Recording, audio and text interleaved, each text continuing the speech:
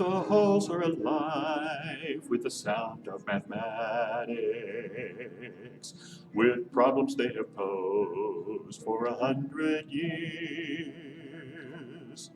Those problems fill my head with the sound of mathematics. My brain wants to solve every one it hears. My brain wants to think like the ones that thought before about problems just like these.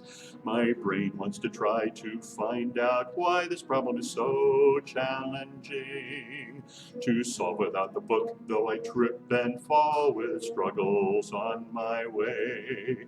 To work through the night in hope of finding the answer some way. I go to the math when my brain is tired.